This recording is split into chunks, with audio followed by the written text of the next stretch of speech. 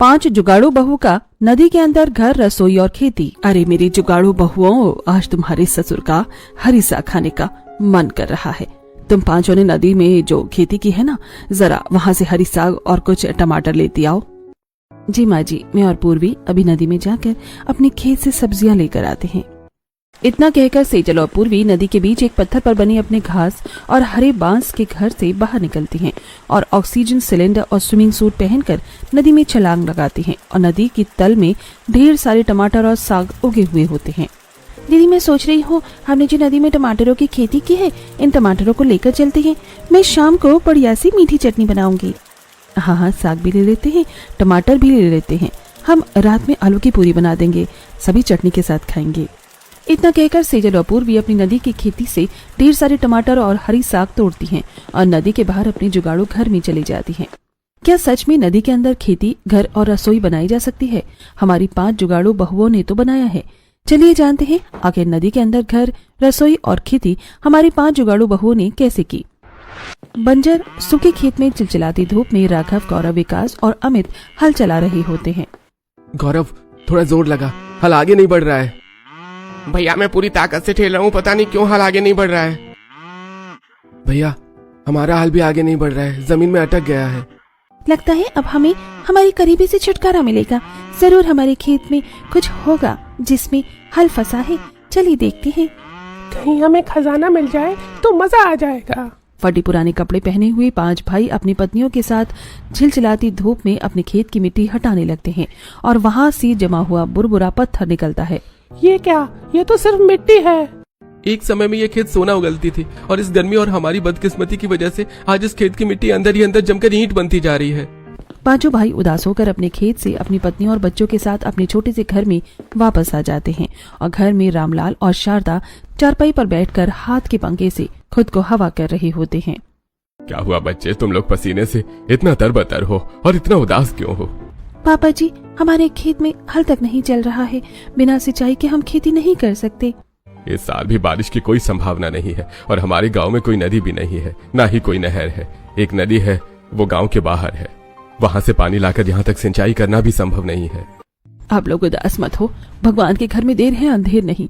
हमारी भी खेती होगी, हमारी भी फसल उगेगी। अब तुम लोग हाथ मुंह धोकर बैठो, बहुत भूख लगी होगी। हाँ हाँ, हम अभी खाना बनाते हैं। 5 भाई और बच्चे घर के बाहर आंगन में हाथ मुंह धोने लगते हैं और सेजल घर के अंदर छोटे से चूल्हे को जलाकर इधर उधर रखे राशन के खाली डिब्बों को झांकने लगती है। क्या हुआ बहू, तुम राशन के डब्बे क्यों झांक रही हो? माँ जी, दीदी इसलिए डब्बे झांक रही हैं क्योंकि किसी डिब्बे में कोई अनाज ही नहीं बचा है, न ही कोई सब्जी बची है। खेती ही नहीं हुई है तो कहाँ से राशन आएगा? पैसा भी नहीं है और न ही दूसरे किसानों के खेत में कुछ उगा है। अरे आप लोग घबराते क्यों हैं? आटा है ना, रोटी बना देते हैं और थोड़ी प्याज है, उससे खा लेंगे। भाभी, हमारे गांव की प्याज बहुत तीखी है, इसमें रोटी नहीं खाई जाती, गले और आंखों में बहुत लगती है। हाँ मम्मी, मैं प्याज रोटी नहीं खाऊंगी, कुछ और बना दो ना। तो आप लोग रोटी नमक तेल खा लीजिए, अब और कुछ तो नहीं है हमारे पास। बहू जो है बनाकर परोस दो, हम सभी मिलकर बांट कर खा लेंगे। ऐसे ही कुछ दिन बीतते हैं और एक दिन सूरज और पिंकी बाहर से खेलते हुए घर आते हैं। मम्मी मम्मी, बहुत प्यास लगी है, थोड़ा पानी दो ना। हाँ बच्चे रुको, अभी देती हूँ। इतना कहकर सेजल एक गिलास लेकर घड़े में डुबोती है, पर पूरा घड़ा खाली होता है। दीदी पानी खत्म हो गया है, चलिए पानी लेकर आते हैं। बच्चों तुम लोग थोड़ी देर रुको, हम पानी लेकर आते हैं। इतना कहकर 5 जुगाड़ू बहू एक घड़ा लेकर गांव के कुएं के पास जाती हैं और वहां गांव की औरतें कुएं में झांक रही होती हैं, जहां कुएं में बहुत कम पानी बचा होता है। आप लोग कुएं में क्यों झांक रही हैं? पानी क्यों नहीं निकालते? कहाँ से निकाले पानी? जरा कुएं में देखो कितना नीचे और कितना थोड़ा सा पानी बचा है। इकलौता कुआं हमारे गांव में बारिश न होने की वजह से सूख रहा है। न जाने इस साल हमारे गांव के लोगों की प्यास कैसे बुझेगी। जब तक कुएं में पानी है तब तक प्यास बुझेगी, उसके बाद कोई ना कोई जुगाड़ जरूर होगा। परेशान होने से क्या ही फायदा। इतना कहकर बहुएं कुएं से थोड़ा पानी निकालकर घर की तरफ बढ़ती हैं। तभी गांव के कुछ लोग हाथ में पोटली लिए गांव के बाहर जा रहे होते हैं। सुदर्शन काका, आप अपने परिवार के साथ कहाँ जा रहे हैं? बहुओं, मैं अपने परिवार के साथ शहर जा रहा हूँ। इस सूखे बंजर गांव में अब हमारा गुजारा नहीं हो सकता। शहर जाकर दोनों बाप बेटे मजदूरी करेंगे तो कम से कम परिवार को 2 वक्त की रोटी तो मिलेगी। यहाँ तो भूख और प्यास से मर जाएंगे, और ऊपर से हमने अपनी जमीन लीज पर ले रखी थी। फसल के बदले महाजन ने हमारी जमीन और घर छीन लिए हैं। इतना कहकर सुदर्शन चला जाता है। एक समय था जब इस गांव के लोग अपनी जमीन को अपनी मां समझते थे। अगर कोई आंख उठाकर देखे तो मरने मारने पर उतार आते थे, और आज अपनी जमीन छोड़कर लोग शहर जा रहे हैं। ऐसे ही कुछ दिन बीतते हैं। गांव में खेती न होने की वजह से लीज ट्रेनर अपने पैसों के बदले लोगों की जमीन लेने लगता है। ऐसे कुछ दिन बीतते हैं और एक शाम 5 जुगाड़ू बहुएं जंगल से लकड़ियां लेकर आ रही होती हैं। पूर्वी, धूप से बचने के लिए शाम को अपने सर पर गीला गमछा बांधकर निकलने का जुगाड़ तुम्हारा बहुत अच्छा था। हमने लकड़ियां भी तोड़ ली और तेज धूप से भी बच जाएंगे। क्या जुगाड़ लगाया तुमने? दीदी, हम सभी जुगाड़ू बहुएं हैं, थोड़ा बहुत तो जुगाड़ लगाएंगे ही। हम थोड़ी गर्मी के आगे घुटने टेक देंगे। हम तो घुटने नहीं टेकेंगे, पर लगता है उन शहरी लोगों की गाड़ी ने घुटने टेक दिए हैं। देखो कैसी धुआं छोड़ रही है। थोड़ी दूर पर एक शहरी परिवार अपने धुआं छोड़ रही गाड़ी के पास खड़ा होता है। 5 जुगाड़ू बहुएं उनके पास आती हैं। क्या हुआ? आप लोग इतने परेशान क्यों हैं? और आपकी गाड़ी से ये धुआं क्यों निकल रहा है? जी, हम लोग आपके गांव से गुजर रहे थे। तेज धूप की वजह से हमारी गाड़ी गर्म हो गई और गाड़ी का पानी भी खत्म हो गया है। गाड़ी की कूलिंग के लिए हमें पानी की जरूरत है। और अभी दूर दूर तक कहीं पानी नहीं दिख रहा। पानी होगा तब न दिखेगा। अगर पानी चाहिए तो हम आपको गांव के कुएं से ला कर दे सकते हैं। हाँ हाँ, आपकी बड़ी मेहरबानी होगी। 5 बहुएं शहरी परिवार के साथ गांव के कुएं के पास आती हैं और कुएं का पानी और नीचे चला जाता है और काफी मटमैला होता है। हे भगवान, ये कुआं तो और भी ज्यादा सूखता जा रहा है। कोई बात नहीं, पहले इन्हें पानी देते हैं, वरना बेचारे अपने घर कैसे पहुँचेंगे। पर दीदी, कुएं की बाल्टी की रस्सी इतनी बड़ी नहीं है कि पानी तक पहुँचे। मेरे पास इसका एक जुगाड़ है। सामने पेड़ पर लताएं लटक रही है ना, उन्हें तोड़कर कुएं की रस्सी में बांध देते हैं, काम आ जाएगा। श्रुति एक पेड़ के पास जाती है और एक लंबी और मोटी लता तोड़कर लाती है और कुएं की बाल्टी में बांध देती है, और सेजल कुएं से पानी बाहर निकालती है जो अभी भी गंदा होता है। आपके गांव में इकलौता कुआं है और इसमें इतना गंदा पानी आता है। ये पानी हम गाड़ी में नहीं डाल सकते और ना ही कोई पी सकता है। आप लोग अपनी पानी की जरूरत कैसे पूरी करते हैं? हमारे गांव के बाहर एक नदी है, जरूरत पड़ने पर हम वहीं से पानी लेते हैं, और 2 साल से बारिश न होने की वजह से ये कुआं भी सूख गया है। हाय चैट जीपीटी, गंदे पानी को साफ कैसे करें बताओ। पानी 3 स्टेप में फिल्टर होता है। पहले उसे छाना जाता है, फिर कंकड़ पत्थर के साथ उसे और प्योर किया जाता है, जिससे पीने लायक पानी बनता है। बच्चों, ये तुम क्या पूछ रही हो और ये कौन बता रहा है तुम्हें? आंटी, ये चैट जीपीटी है। इसके पास सभी प्रॉब्लम का सोल्यूशन होता है, और हमारे पास तो फिल्टर ही नहीं है ना, हम पानी फिल्टर कैसे करें? मैंने सुना तुम्हारे इस चैट जीपीटी ने क्या बताया। मेरे पास एक जुगाड़ है। श्रुति, मैं अपना आंचल बिछाती हूँ और तुम कुएं का पानी मेरे आंचल से इस बाल्टी में डालो, शायद पानी साफ हो जाए। सेजल खाली बाल्टी पर अपना आंचल बिछाती है और श्रुति कुएं का गंदा पानी सेजल के आंचल से छानकर बाल्टी में डालती है, जिससे मिट्टी अलग हो जाती है, पर पानी अभी भी गंदा ही रहता है। इसके बाद चैट जीपीटी ने कहा था कि अगर पानी गंदा रहे तो थोड़े कंकड़ पत्थरों के साथ इसे छाना जाता है, इससे ये प्योर हो जाता है। अच्छा, तो मैं अभी साफ कंकड़ पत्थर लेकर आती हूँ। इतना कहकर नीलम साफ कंकड़ पत्थर लाती है और सेजल के आंचल में रखकर एक बार फिर पानी छाना जाता है, जिससे पानी पूरी तरह साफ हो जाता है। अरे वाह, ये पानी तो सच में साफ हो गया। ये चैट जीपीटी तो बड़ा कमाल का है। जी थैंक यू, आपने हमारी मदद की, वरना थोड़ी देर में अंधेरा हो जाता तो न जाने हम कहाँ जाते। इतना कहकर मनीष पानी अपनी गाड़ी में डालता है और थोड़ी देर में गाड़ी ठंडी हो जाती है और मनीष अपने परिवार के साथ वापस चला जाता है। ऐसे ही कुछ दिन बीतते हैं और फिर एक दिन विश्वजीत अपने आदमियों के साथ रामलाल के घर आता है। रामलाल जी, 1 महीने से ज्यादा हो गया है। पिछली बार की तरह इस बार भी आपने फसल नहीं भिजवाई। इस बार तो आपको डबल फसल भिजवानी चाहिए थी। अरे विश्वजीत जी, इस बार भी हमारे खेत में घास तक नहीं उगी है। हम इस बार भी आपको अपने वादे के अनुसार अनाज नहीं दे सकते। ये तो तुम गांव वालों का हमेशा का हो गया है। जिसके पास भी जाता हूँ वही कहता है खेती नहीं हुई है, अनाज कहां से दूं? मैंने तुम लोगों को पैसे दिए हैं। महाजन जी, आप हमारी बात समझिए। आपके सामने हमारे खेत सूखे बंजर पड़े हुए हैं, हम कहां से आपको अनाज दें? मैंने तुम लोगों को खेती करने के लिए पैसे दिए हैं। अगर मुझे मेरे पैसे के बदले अनाज नहीं दे सकते तो मेरे पैसे वापस करो, वरना अपने पैसे वसूलने के लिए मैं तुम्हारे खेत ले लूंगा। महाजन जी, ऐसा मत कीजिए। हम गरीब किसानों से जमीन छीनकर आपको क्या मिलेगा? मैं यहाँ बिजनेस करने के लिए तुम किसानों को पैसे देता हूँ, तुम्हारा रोना धोना सुनने के लिए नहीं। कभी खेत में अनाज नहीं होता, कभी किसी की बेटी की शादी होती है। मैं क्यों सुनूं ये सब? मैं नुकसान नहीं उठाऊंगा। या तो मुझे पैसे दो या अनाज दो, वरना मैं अपने पैसे वसूलना जानता हूँ। अगर कल तक साहब के पैसे न दे सके तो चुपचाप घर छोड़ के चले जाना। अगर हमें आकर निकालना पड़ा तो बहुत बुरा होगा। और एक बात, हमारे पास तुम्हारे साइन किए हुए पेपर्स हैं। यह मत सोचना कि तुम गांव वाले हमसे लड़कर हमें भगा दोगे। इतना कहकर विश्वजीत अपने आदमियों के साथ गुस्से में वहां से चला जाता है। रामलाल ना तो विश्वजीत को फसल दे पाता है, ना ही उससे लिए पैसे चुका पाता है। विश्वजीत कोर्ट में लीगल अपील करता है और अपील पास कर दी जाती है, जिससे रामलाल को अपना घर छोड़ना पड़ता है। अपने घर से पोटलियां बांधकर पांचों जुगाड़ू बहुएं अपने खेत में चली आती हैं। मम्मी मम्मी, हम लोग अपना घर छोड़कर खेत में क्यों चले आए हैं? यहाँ बहुत तेज धूप है। घर चलो। बच्चों, अब वो घर हमारा नहीं रहा, अब बस हमारे पास ये खेत ही है। यहीं किसी जुगाड़ से घर बनाकर रहेंगे। तभी विश्वजीत अपने आदमियों के साथ खेत में आता है। किसका खेत? ये खेत अब तुम्हारा नहीं है, ये खेत विश्वजीत का है। ये क्या बकवास कर रही हो तुम? हमारा घर तो तुमने ले लिया, ये खेत तो हमने तुम्हें नहीं दिया है। अरे जब हमारी डील हुई थी तब जिन पेपर्स पर तुम्हारी ससुर ने साइन किया था उन पेपर्स में भी ये खेत शामिल है। कोर्ट ने ये खेत भी हमें दे दिया है। निकल जाओ यहाँ से। धोखेबाज, हमारी खेत और घर की जितनी कीमत है उतनी हमने तुमसे ली भी नहीं है। कोर्ट ने मेरी लीगल अपील पास की है। चुपचाप यहाँ से निकलो वरना सीधे थाने में जाओगे। इतना कहकर विश्वजीत हंसते हुए अपने आदमियों के साथ चला जाता है और पांचों बहुएं अपने परिवार के साथ खेत से निकलकर गांव के बाहर जाने लगती हैं। दादा, तुम तो कहती थी भगवान के घर में देर है अंधेर नहीं, पर मुझे तो लगता है भगवान के घर में अंधेर ही अंधेर है। अब हमारे पास न खेत बचा और न घर। अब हमारे पास गांव छोड़कर शहर जाने के अलावा कोई उपाय नहीं बचा है। हमें भी दूसरों की तरह शहर ही जाना चाहिए। चलो नदी के पास चलते हैं, उसे पार करके शहर जाएंगे। तेज धूप में पांचों बहुएं अपने पूरे परिवार के साथ शहर की तरफ बढ़ती हैं। शाम होते होते सभी जंगल में नदी किनारे पहुंचते हैं और ठंडक पाकर पूरा परिवार नदी किनारे रात बिताता है। अगली सुबह आयुष और नव्या मधुमक्खियों से बचने के लिए यहाँ दौड़ रहे होते हैं। चैट जीपीटी, अगर जंगल में मधुमक्खियां दौड़ा लें तो क्या करें? अगर आपके पास में कोई नदी हो और तैरना आता हो तो आप उसमें कूद जाइए। मधुमक्खियां पानी में नहीं आती। ये सुनते ही आयुष और नव्या पास की नदी में कूद जाते हैं और मधुमक्खियां वापस चली जाती हैं। थोड़ी देर बाद आयुष और नव्या नदी से बाहर आते हैं। अरे, तुम तो वही बच्चे हो ना जिनकी गाड़ी फंस गई थी? तुम लोग जंगल में क्या कर रहे हो?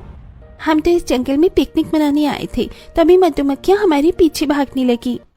तुमने अभी अपने फोन से कुछ बोला और तुम नदी में कूद गई, ऐसा क्यों किया? आंटी, आपको याद है मैंने चैट जीपीटी के बारे में बताया था? उसने कहा कि मधुमक्खियां पानी में नहीं आती, इसलिए हम नदी में कूद गए। और पता है, नदी के अंदर हमने देखा कि कई सारे पेड़ उगे थे। क्या पानी के अंदर भी पेड़ उगते हैं? हाँ, कुछ पौधे होते हैं, काई वगैरह, वही देखी होगी। दादी, नदी के अंदर सिर्फ काई ही उगती है या फिर और भी फसल उगती है? बच्चों, तुम्हारी इस चैट जीपीटी के पास हमारी समस्या का भी समाधान होगा क्या? हाँ हाँ बिल्कुल, आप जो भी पूछना चाहो इससे पूछिए, ये आपको सब बता देगा।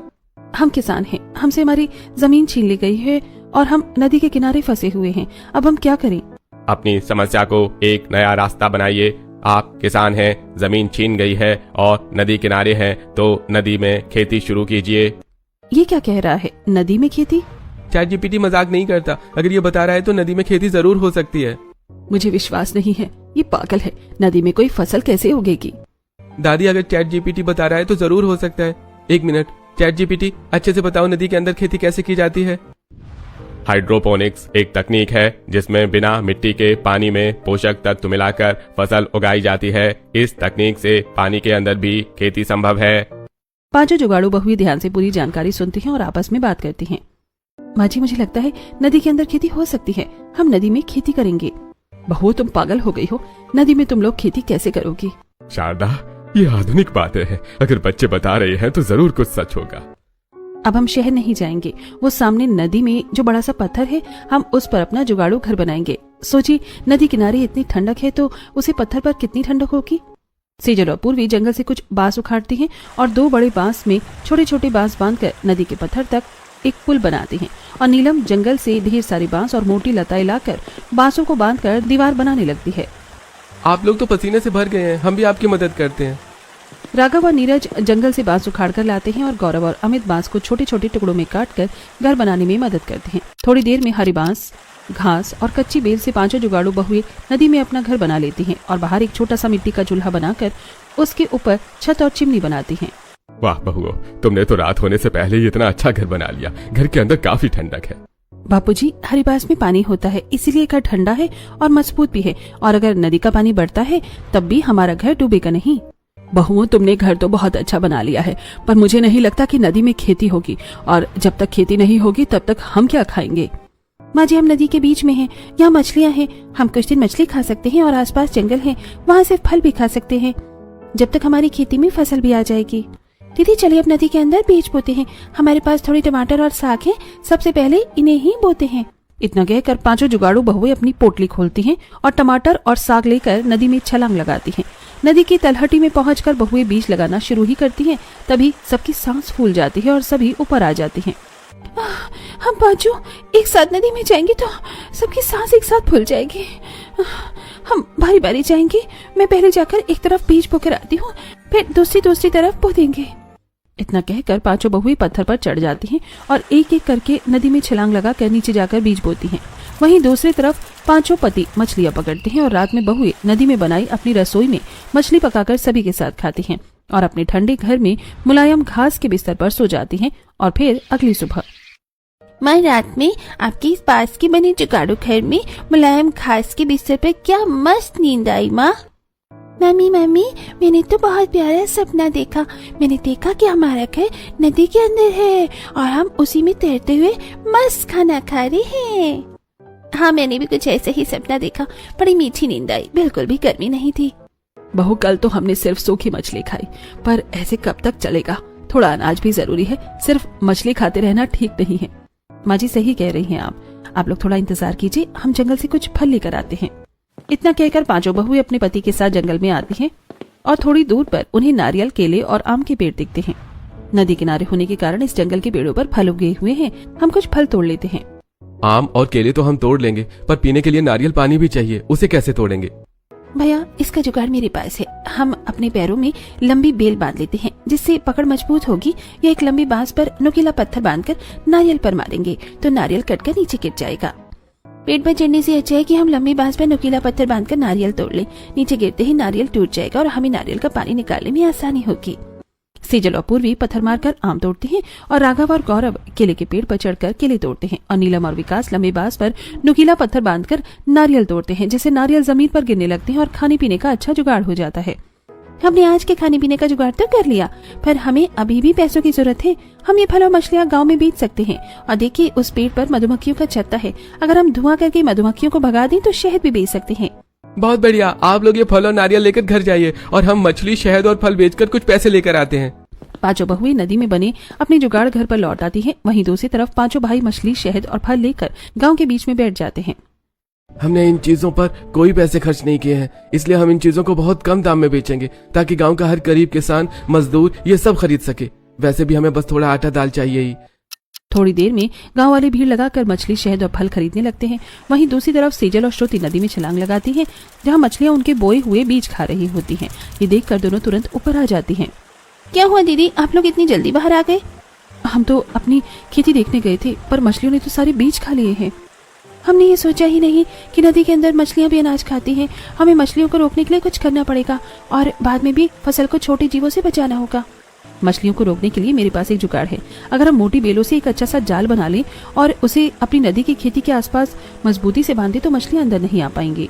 हाँ दीदी, बहुत बढ़िया जुगाड़ है। ऐसे ही कुछ दिन बीतते हैं और बहुएं रोज नदी में छलांग लगाकर अपनी खेती देखती रहती हैं और जंगल और नदी से खाने पीने का जुगाड़ करके 1 महीना बिताती हैं। बहू 1 महीना हो गया है, तुम्हारी नदी की खेती को फसल हुई है या क्या? हाँ बापूजी, लाल लाल टमाटर और साग हो गए हैं, हम अभी लेकर आते हैं। इतना कहकर पांचों जुगाड़ू बहुएं एक साथ नदी में छलांग लगाती हैं और जाल हटाकर अपने खेत के पास जाकर लाल टमाटर और साग तोड़ने लगती हैं। काफी देर हो गई, बहुएं नदी से बाहर नहीं आई। हाँ, लगभग 5 मिनट हो गए, लगता है हमें जाकर देखना होगा। पूरा परिवार नदी की तरफ देखता रहता है और थोड़ी देर बाद 5 जुगाड़ू बहुएं टमाटर और साग लेकर बाहर आती हैं और पत्थर पर चढ़ जाती हैं। ये देखिए आप लोग, हमारी मेहनत रंग लाई, हमारी नदी के अंदर की खेती में फसल हो गई है। अब हम सब्जियां भी खाएंगे और बेचेंगे भी। बहू तुम लोग इतनी देर तक नदी के अंदर थी, कैसे? बापूजी, पिछले 1 महीने से हम रोज नदी में जाकर खेती कर रहे हैं, इसलिए अब हम काफी समय तक अपनी सांस रोक लेते हैं। पांचों जुगाड़ू बहुएं घर में जाकर कपड़े बदलती हैं और खाना बनाती हैं और पूरा परिवार साथ में खाना खाता है। और फिर बहुएं अपने पतियों के साथ गांव में आकर सब्जियां बेचने बैठ जाती हैं। एक समय में गांव के बाजार में कितनी भीड़ होती थी, अब न कोई सब्जी बेचने वाला है और न ही ज्यादा खरीदार बचे हैं। अरे सेजल बहन, तुम लोग तो गाँव छोड़कर चली गई थी ना? नहीं बहन, हम गाँव छोड़कर नहीं गए हैं, हम यही हैं। सीजल दीदी, आपके पास इतनी हरी और अच्छी सब्जियां कहाँ से आई हैं? हमारे गांव में तो टमाटर होते ही नहीं हैं। हमारे पास टमाटर और हरी साग है, अगर आप चाहें तो खरीद सकते हैं। हम बहुत कम दाम में बेच रहे हैं। गांव के बाकी लोग कहाँ हैं? दीदी, आपको ये जानकर दुख होगा, विश्वजीत ने जिन किसानों को पैसे दिए थे उनके पास जाकर पैसे और फसल मांगने लगा। और किसानों के पैसे और फसल ना देने पर उसने उनकी जमीन और उनके घर हथिया लिए होंगे, जिससे किसान पलायन करने लगे, यही ना? इस विश्वजीत ने तो आधा गांव ही खाली कर दिया। पूरा गांव विश्वजीत से परेशान होकर गांव के सरपंच और मुखिया के पास पहुंचता है। सरपंच और मुखिया गांव के बीच चौपाल में चिंतित बैठे होते हैं और गांव वाले चारों तरफ घबराए हुए खड़े रहते हैं। मैंने सरकार से कई बार अपील की है नदी से हमारे गांव तक एक नहर बनाने के लिए, पर हमारी अपील ही खारिज हो जाती है। अरे भाई, हम कुछ कर भी नहीं सकते हैं। हमारे गांव के किसानों ने बिना कागजात पढ़े उन कागजातों पर साइन कर दिया है, जिनमें थोड़े पैसों के बदले जमीन और घर दांव पर लग गए हैं। हमारी किस्मत ही फूटी है। मुखिया जी, अब हम सब परेशान हैं। सिर्फ रामलाल काका के 5 जुगाड़ू बहुओं का परिवार ही खुश है। उन्हें कोई रास्ता मिल गया है जिससे वो हरी सब्जियां, मछलियां और फल बेच रही हैं। यह संभव नहीं है। हरी सब्जियां उगाने के लिए काफी उर्वरक मिट्टी चाहिए होती है, और वैसी मिट्टी हमारे गांव में रही ही नहीं है। मुखिया जी, आप खुद गांव के बीचों बीच चलकर देखिए, वो 5 बहुएं और उनके पति मछली, सब्जियां और शहद बेच रहे हैं। अरे अगर ऐसी बात है तो उन 5 बहुओं के पास ही चलते हैं। जुगाड़ू बहुएं हैं, हो सकता है उनके पास हमारी समस्या कोई समाधान हो। हरिलाल, वीरभद्र और गांव के लोग 5 जुगाड़ू बहुओं के पास पहुंचते हैं, जहां बहुएं हरी सब्जियां और फल बेच रही होती हैं। नमस्ते सरपंच जी। मुखिया जी, आप लोग यहाँ? अरे बेटियों, ये हरी सब्जियां तुम लोग कहाँ से बेच रही हो? मुखिया जी, ये सब्जियां हमने नदी के अंदर खेती करके उगाई हैं। क्या नदी के अंदर? कोई नदी के अंदर खेती कैसे कर सकता है? सरपंच जी, हमें पता है आप लोगों को हमारी बात पर यकीन नहीं होगा। आप एक बार हमारे साथ नदी किनारे चलिए, वहाँ खुद देख लीजिएगा। सरपंच, मुखिया और पूरा गांव 5 बहुओं के साथ नदी के किनारे पहुंचता है। सामने नदी के बीच बने जुगाड़ू घर, रसोई और नदी के अंदर फैली हरी भरी खेती देखकर सभी हैरान रह जाते हैं। बहुओं, ये सब तुमने कैसे कर लिया? नदी के बीच के पत्थर को तुमने घर और खेती के लिए इस्तेमाल कर लिया? सरपंच जी, आवश्यकता ही आविष्कार की जननी है, और इसका सबसे बड़ा उदाहरण आपको नदी में कूदकर मिलेगा। सरपंच, मुखिया और गांव वाले भी नदी में छलांग लगाते हैं और पानी के अंदर की हरी भरी खेती देखकर दंग रह जाते हैं। सभी बाहर निकल आते हैं। ये लोग सच कह रही है, इन्होंने सच में नदी के अंदर खेती कर ली है। अरे बहुओं, क्या ये हम दूसरे किसान भी कर सकते हैं? हाँ मुखिया जी, बिल्कुल कर सकते हैं। हम गांव वालों को सिखा देंगे, बस कुछ जरूरी बातें ध्यान रखनी पड़ती हैं। गांव के कुछ किसान आगे आकर इकट्ठा होते हैं और सीखने की इच्छा जताते हैं। अरे आप लोग जल्दी बताइए कि हम नदी के अंदर खेती कैसे कर सकते हैं। सबसे पहली बात, हमें बीजों को बचाने के लिए जाल लगाना पड़ेगा ताकि मछलियां उन्हें खा ना सके। दूसरी बात, नदी की जमीन उपजाऊ है, लेकिन उसमें गोबर और पोषक तत्व मिलाने पड़ेंगे ताकि फसल जल्दी उग सके। तीसरी बात, जब छोटी फसल उगने लगे तो उन्हें छोटी छोटी पन्नियों से ढकना पड़ेगा ताकि कीड़े न लगे। लेकिन इन कामों में बहुत समय लगेगा, और नदी के अंदर हम इतनी देर तक सांस कैसे रोककर खेती करेंगे? अरे भाई, उसकी चिंता आप लोग मत कीजिए। मैं अपने खर्चे पर आप लोगों के लिए शहर से ऑक्सीजन सिलेंडर मंगाऊंगा, जिसे पहनकर आप लोग आराम से नदी के अंदर खेती कर पाएंगे। सरपंच और हरिलाल अपने खर्चे पर शहर से ऑक्सीजन सिलेंडर मंगवाते हैं। किसान और बहुएं उन्हें पहनकर नदी में उतरती हैं। आप लोग सबसे पहले एक कतार में बीज बोना शुरू कीजिए, तब तक बाहर जाल तैयार हो रहे हैं।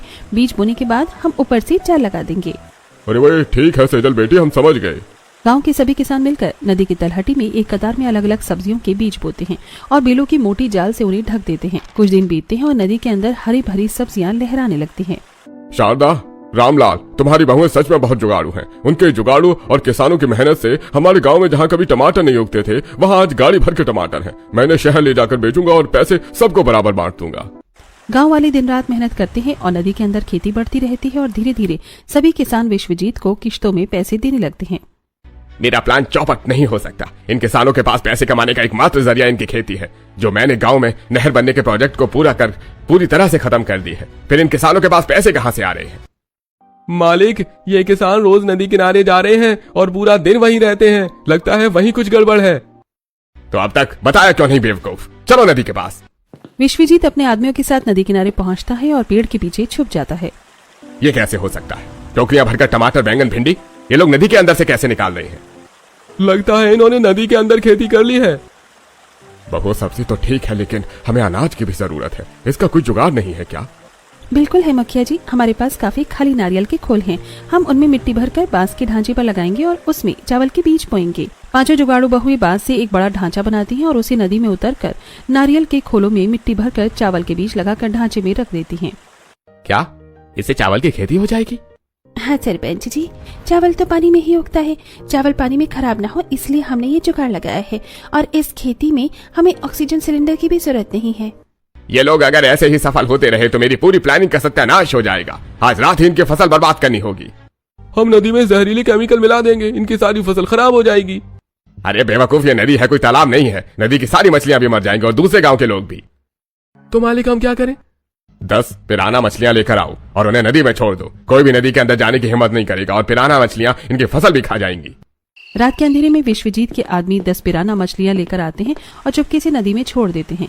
ऐसे ही रात बीतती है और फिर अगली सुबह 5 जुगाड़ू बहुएं ऑक्सीजन मास्क पहनकर किसानों के साथ नदी में छलांग लगाती हैं। ये क्या, ये किस तरह की मछली हमारे जालों में फंसी हुई हैं? इनके दांत कितने नुकीले हैं और देखने में कितने खतरनाक हैं। ये तो इस नदी की मछलियां नहीं है, ऐसा लगता है ये मछलियां अभी नोच खा जाएंगी। 5 जुगाड़ू बहुओं के बनाए बेल के मोटे जाल में पिराना मछलियां फंसी होती हैं और उनके नोकीले दांत जालों के अंदर कसकर उलझे होते हैं। बहू, ये पिराना मछलियां हैं, ये बहुत खतरनाक होती हैं। जल्दी नदी से बाहर निकलो। सरपंच, मुखिया और 5 जुगाड़ू बहुएं तुरंत नदी से बाहर निकलती हैं। आप लोग घबराइए मत, वो मछलियाँ हमारी मोटी बेलों के जाल में बुरी तरह फंसी हैं। उनके नुकीले दांत बेलों के अंदर घुस गए हैं। अब बस हमें जाल निकाला है, मछलियाँ अपने आप निकल जाएंगी। 5 जुगाड़ू बहुएं एक बार फिर नदी में छलांग लगाती हैं और अपनी बेलों से बने मोटे जाल को खींचकर बाहर निकालती हैं। सभी पिराना भी जाल में फंसकर बाहर आ जाती हैं। इतनी खतरनाक मछलियाँ हमारी नदी की खेती में कहाँ से आईं? अरे मुझे तो लगता है इन्हें किसी ने जानबूझकर हमारी नदी में डाला है। अच्छा हुआ ये हमारे जुगाड़ू जाल में फंस गई, वरना पूरी मेहनत बर्बाद हो जाती। नालायक, कोई काम तुमसे नहीं होता। पहले नहीं देख सकते थे कि नदी में इन्होंने जाल बिछाए हैं। अब इन्हें पता चल गया है कि कोई इनके पीछे पड़ा हुआ है। गधे कहीं के। इतना कहकर विश्वजीत अपने आदमियों को गुस्से में डांटने लगता है, जिससे 5 जुगाड़ू बहुओं की नजर विश्वजीत पर पड़ती है। वो लीज ट्रेनर विश्वजीत यहाँ क्या कर रहा है? सरपंच जी, मुझे लगता है विश्वजीत ने ही हमारी नदी में पिराना छोड़ी है। अगर ऐसी बात है तो अभी पकड़ते हैं। 5 जुगाड़ू बहुओं के पति गांव वालों के साथ विश्वजीत और उसके आदमियों को पकड़ लेते हैं और नदी से निकाली हुई पिराना मछलियों के सामने एक पेड़ से बांध देते हैं। विश्वजीत, तुम यहाँ क्या कर रहे थे? सच सच बताओ, वरना देख रहे हो इन पिराना मछलियों को एक झटके में तुम्हें नोच कर खा जाएंगी। नहीं नहीं, इन पिराना को मुझसे दूर रखो। मैं बेगुनाह हूँ, मैंने कुछ नहीं किया है। अंकल जल्दी जल्दी सच बताओ, वरना ये पिराना उठाकर आपके पैंट में डाल दूंगा। अरे नहीं बच्चे, ऐसा मत करो। मैं सब सच बताता हूँ। मैंने ही पिराना मछलियों को तुम्हारी नदी में खेती खराब करने के लिए छोड़ा है। मुझे माफ कर दो। सच बता, क्या तूने किसी किसान को बताया था कि जिन कागजों पर तू उनके साइन ले रहा है उन पर क्या लिखा हुआ है? नहीं, मैंने धोखे से सारे किसानों को झूठ कहा था। और तूने ये क्यों किया? मैं सभी किसानों की जमीन हड़प कर यहाँ फैक्ट्री बनवाना चाहता था, इसलिए मैंने ही गांव के नहर के प्रोजेक्ट को भी रुकवाया है। मुझे माफ कर दो, मैं सभी किसानों की जमीन वापस कर दूंगा। जमीन तो तुझे वापस करनी पड़ेगी, पर किसानों को तूने परेशान करने के बदले तुझे सजा तो भुगतनी ही पड़ेगी। 5 जुगाड़ू बहुओं के पति विश्वजीत और उसके आदमियों को उठाकर नदी में फेंक देते हैं और एक पिराना मछली उनके पीछे छोड़ दी जाती है। विश्वजीत और उसके आदमी जान बचाने के लिए नदी में इधर उधर तैरने लगते हैं। सरपंच जी, आप जल्दी हमारे गांव के सरकारी दफ्तर जाइए और हमारे गांव में नहर बनने का प्रोजेक्ट पास करवाइए। सरपंच और मुखिया सरकारी दफ्तर जाते हैं और कुछ ही दिनों में नदी से गांव तक नहर बन जाता है। वहीं 5 जुगाड़ू बहुओं के नदी के अंदर बनाए घर, रसोई और खेती को देखकर सरकार उनकी मेहनत से प्रभावित होकर उन्हें इनाम देती है और अब 5 जुगाड़ू बहुओं के जुगाड़ से सूखा पड़ा गांव हरियाली खुशहाली से भर जाता है।